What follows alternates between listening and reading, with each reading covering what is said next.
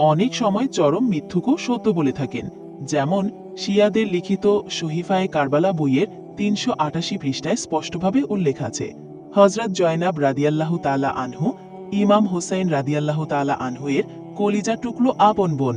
বললেন, হে কুফাবাসী, হে প্রতারক ও বিশ্বাসঘাতকগণ, হে লজ্জাহীন লোকেরা, আল্লাহ করুন যেন তোমাদের চোখের পানি কখনো না শুকায় আর তোমাদের আহাজারি না থামে।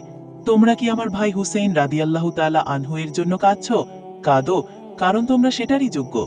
হাসো কম, কাঁদো বেশি, কারণ তোমাদের গায়ে অপমান ও কলঙ্কের ধুলা লেগে গেছে। এই কলঙ্ক তোমাদের থেকে কখনো মুছবে না।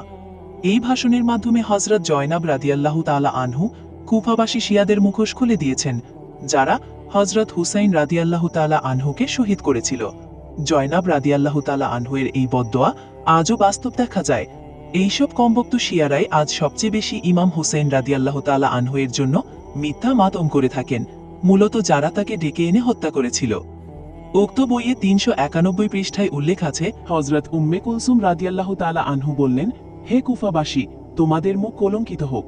তোমরা হুসাইন রাদিয়াল্লাহু তাআলা আনহুকে যুদ্ধক্ষেত্রে একা ফেলে দিলে এবং তাকে শত্রুর হাতে হত্যা করতে দিলে। এখানেও হযরত উম্মে কুলসুম রাদিয়াল্লাহু তাআলা আনহু স্পষ্টভাবে জানিয়ে দিচ্ছেন যে কুফাবাসীরাই হযরত হুসাইন রাদিয়াল্লাহু তাআলা আনহু এর হত্যাকারী, যারা একসময় তাকে চিঠি লিখে আহ্বান করেছিল, পরে বিশ্বাসঘাতকতা করে হত্যা করল।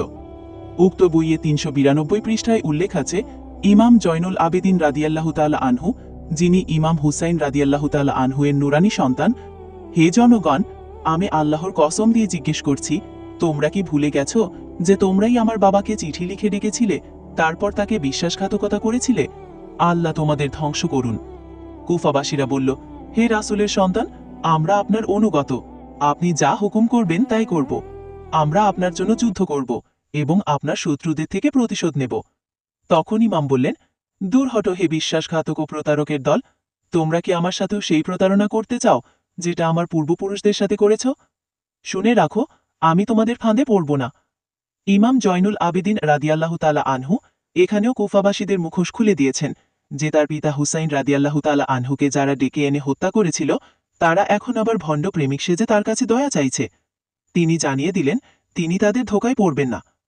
এই দিন মহান ব্যক্তি হযরত জয়নাব রাদিয়াল্লাহু তাআলা আনহু, হযরত উম্মে কুলসুম রাদিয়াল্লাহু তাআলা আনহু এবং ইমাম জয়নুল আবেদিন রাদিয়াল্লাহু তাআলা আনহু স্পষ্ট ভাষায় কুফাবাসী শিয়াদের ধোঁকাবাজি ও বিশ্বাসঘাতকতার বিরুদ্ধে আওয়াজ তুলেছেন। তারা জানিয়ে দিয়েছেন কারা সত্যিকারী অপরাধী এবং কারা মুখে আহলে বাইতের প্রেম দেখিয়ে আসলে তাদেরই শত্রু।